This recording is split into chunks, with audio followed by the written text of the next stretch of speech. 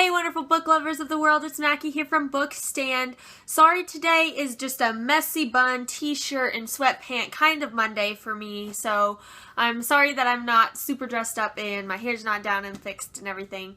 But today I'm going to be doing a dual book and movie review over The Fifth Wave by Rick Yancey. I watched this movie last night and I read the book last week, so it's really fresh on my mind and I'm really excited to rant about it and tell you what I thought about it. I'm going to start with a book review, then a movie review that will both be spoiler free, and then I'm going to move on to a comparison that will have spoilers. So when I get to that point, I will tell you that you need to turn this video off if you want to read this book and haven't, or want to watch the movie and haven't. Like I said, this book is called The Fifth Wave by Rick Yancey. I have the movie cover of the book because it was all the bookstore had and I really wanted it to read it. This book is about a girl and her name is Cassiopeia, but everybody calls her Cassie. Her and her brother Sam are like really close, and then her dad and mom are also close. They're a very close family. Everything's normal. Cassie's a high school student. She has fun, does the things that high school students do. Until one day when this alien mothership moves into Earth. Yes, aliens. I myself am not a huge fan of paranormal books or books about aliens and that kind of stuff, but this was a great book. It was not what I expected. These aliens move in over the Earth and it's 10 days and nothing happens. There's no contact. So they just kind of keep going on with their life. And then you hear about the first wave, which you can find all these waves in the front of the book. So this is not, I'm not spoiling this for you. First wave is lights out, and the aliens kill all the lights, all the electricity, no more cars, no more running water, no more lights, nothing that takes electric works anymore. The second wave is surfs up. They basically send giant waves and stuff throughout all the water all over the world, and it destroys the port cities and forces the people inland to kind of gather in the cities inside the land masses of the world. The third wave is pestilence, or Red Death as it's commonly called, and it's this terrible disease that makes people bleed out of all their crevices, and then they go crazy and they die. The fourth wave is the Silencer, and this is where the aliens come down to Earth and start killing people. However, you can't really know which are aliens and which are humans because the aliens look just like the humans. So that's kind of a twist. It's not like green people with weird fingers and antennas on tops of their heads.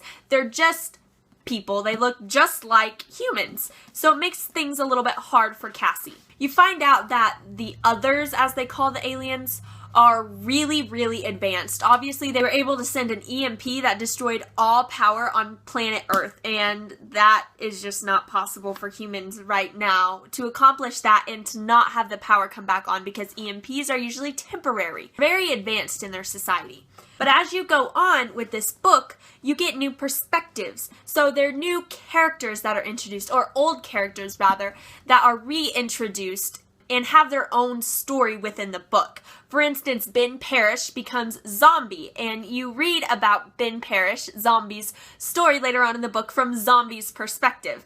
The same thing happens with Sam. Sam becomes Nugget, which is her little brother, and you hear about his story and his experiences with the aliens when Cassie and him become separated. You also read the perspective of a boy named Evan that Cassie meets after she's injured in her survival story. So you get these different perspectives, which I liked. I did enjoy the different perspectives of the book. However, sometimes it was a little bit confusing. Like I wanted more of Evan, or I wanted more of Cassie, and I wanted less of Zombie or something like that. Or there were just some parts of the book that I thought could be elaborated on better and weren't because they were switched to a new perspective. So I was a little bit disappointed in that. But overall, I give this book a 3.5 out of 5 stars because it was a really good book. I was very entertained. I was not bored. I just think that there were some things that it could be elaborated on and could be further explained better. But I really love Cassie and Evan, and Zombie. I really love all the characters in this book. Sam, they're all really sweet characters and they're well written. I feel like I know them, which is really important to me when I'm reading a book. I want to be able to connect to the characters. Also, I really wish he wouldn't have kept writing this as a series. I am going to read the rest of the series, at least the second one, because I do want to know what happens. I think that this was set up really well to end with just one book. I think that he could have wrote 40 more pages and finished out the story versus having 2-3 more books. But my opinion may change when I read the other books, so I'll let you know when that happens. So now I'm going to move to the movie review section of this video. As a movie, separate from the book, I'm going to go ahead and give it a 4 out of 5 stars. It was a really entertaining movie. There was a lot of action. They did a very good job of explaining what was going on, and they kept fairly true to the book. However, they left a lot out. The book is thicker and it is only one movie.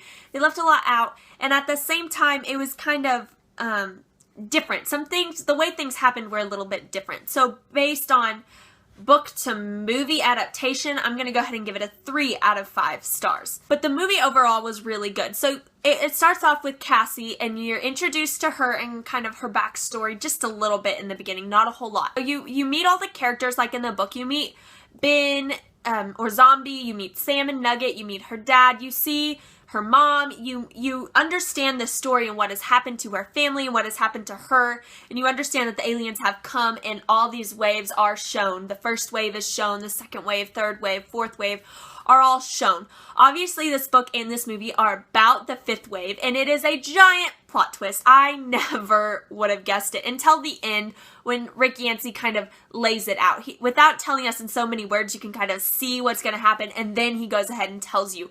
So you don't really know it, at least I didn't, until Rick is ready for you to know it, which keeps you on your toes because you're like, what is the 5th wave? What is it? It was just really crazy. However, I will say I was a little bit timid when I first started reading the book because I was predicting what was going to happen, and I was like, okay, I'm kind of bored, and if this whole book is like this and I predict everything that happens in this book, I'm going to be really mad, and I'm going to wish I wouldn't have read it. But I encourage you, if that happens to you when you read this book, I encourage you to push through because it does get better. They did a really good job of portraying the different characters and their attitudes kind of about the aliens and about the situation that they're in. They really do a good job of Ringer, who is a girl who's introduced later with Zombie, and they do a really good job of executing her behavior, her attitude towards life and towards the situation that they're in. It's really entertaining. If you have not seen this movie and you want to, go watch it because it's really good. There's a lot of action. It's really fun. It's really entertaining, and it's not that predictable. I mean, it's just kind of like, well, I didn't think that was not what I thought was going to happen.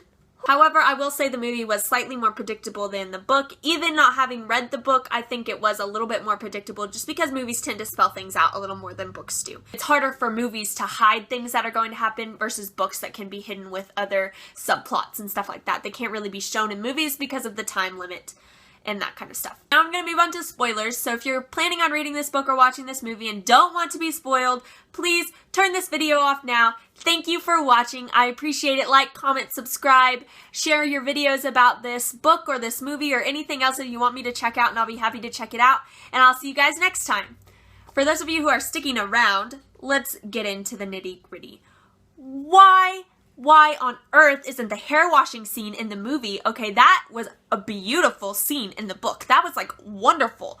Why wasn't it in the movie? I just want to know why it wasn't in the movie. And why did Cassie not have Evan go into her? You know what I mean? Like, that was so important in the book. That was why Cassie chose to trust Evan even though he was an alien. And it's not in the movie. That's ridiculous. I love Cassie and Evan. Does anybody else love Cassie and Evan? They're so cute. It's great. You know, Evan is like this alien dude who's a good alien dude compared to all the other alien dudes, and he loves Cassie, and it's so sweet how he takes care of her, and Cassie loves him, and I'm really sad. I hope Evan's not dead. I can't wait to read the second book and find out that he's alive, because he better be alive. I'm going to be mad at Rick. I'm going to be writing him letters if Evan is dead, because Evan needs to be alive. Yes, Evan needs to be living. And how about Vosh? Ooh, who likes Vosh? He just makes me so mad. And Cassie's dad is such an important character, I think. You know, I'm totally switching gears, but Cassie's dad was so smart. I know that Cassie explains a lot about her dad being like aware of the situation and the aliens and being optimistic about it, but he was so smart. He figured out Vosh and all the army people before anybody else did and kept Cassie safe. And I'm kind of disappointed in how that happened too, because I really wanted to meet Crisco in the movie. I wanted to see Crisco and see the interaction that him and Cassie had, but that just wasn't in there. And I know that it's time and that kind of stuff, but I was a little bit disappointed that it wasn't in there at all, because Crisco was one of my favorite characters. I thought he was so funny and adorable and just a perfect example of the fact that kids are still kids even when aliens are taking over the world. People are still people. Just because they're aliens doesn't necessarily change that. I also hate the way this book ends. Okay, it just really upsets me because it ends with uncertainty. She finds Sam and that's great, but you don't know about Evan, and that makes me mad. Also, another thing that makes me mad about the book and the movie, why doesn't Ben kiss Cassie? You know, that just needs to happen.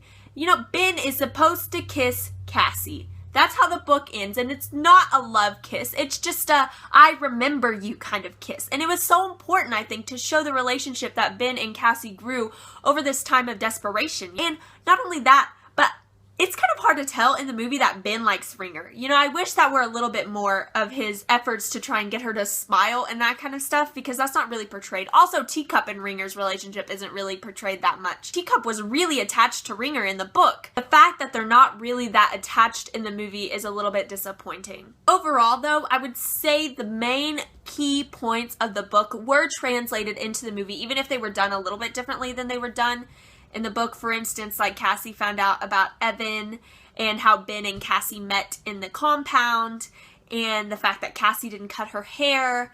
You know, I wish those things would have happened. Also, I wish the eye would have been in the movie, just because I really wanted to see what the eye looked like, other than in my head. I wanted to see it on screen. But that's not that much of a disappointment because it's not a huge deal. But overall, I would say the big key points are in there, like Wright Patterson and the school buses and her dad dying, her mom dying.